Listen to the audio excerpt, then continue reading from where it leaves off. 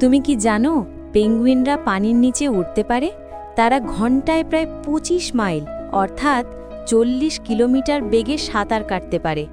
আসো জেনে নিই এই টাকশিডো পড়া আশ্চর্য প্রাণীগুলোর গল্প, যারা পৃথিবীর একদম শেষ প্রান্তে বাস করে।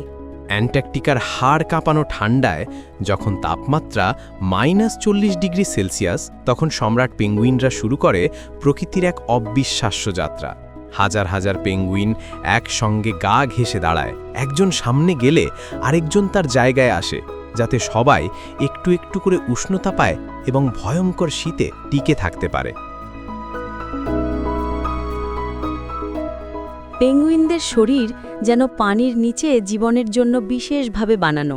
পেঙ্গুইনরা মাটিতে একটু দুলে দুলে হাঁটে। দেখতে যেমন মজার, তেমনি তাদের জন্য এটা একদম স্বাভাবিক চলাফেরা। কিন্তু পানিতে নামলেই তারা হয়ে যায় একদম চমৎকার সাঁতারু। তাদের ডানা আসলে শক্তিশালী ফ্লিপার, যা দিয়ে তারা জলের নিচে অনায়াসে ছুটে চলে, মাছ আর ক্রিল ধরে খায়। সবচেয়ে দারুণ ব্যাপার হলো পেঙ্গুইন বাবা মায়ের ভালোবাসা।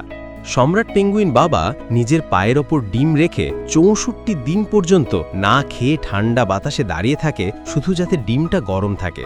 এই সময় মা পেঙ্গুইন দূরে গিয়ে খাবার সংগ্রহ করে, যাতে বাচ্চা ফোটার পর খেতে পারে।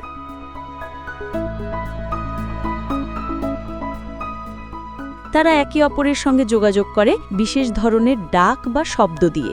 হাজার হাজার পেঙ্গুইনের ভিলের মধ্যেও তারা নিজেদের পরিবারকে চিনে নিতে পারে।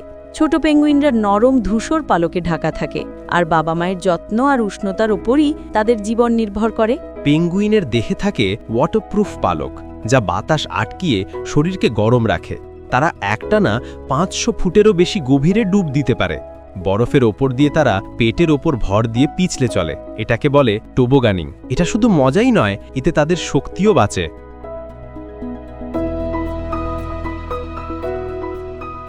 এই দারুণ প্রাণীগুলো আমাদের শেখায় পৃথিবীর সবচেয়ে কঠিন পরিবেশেও জীবন টিকে থাকতে পারে, যদি থাকে একতা, ভালোবাসা আর অভিযোজনের ক্ষমতা।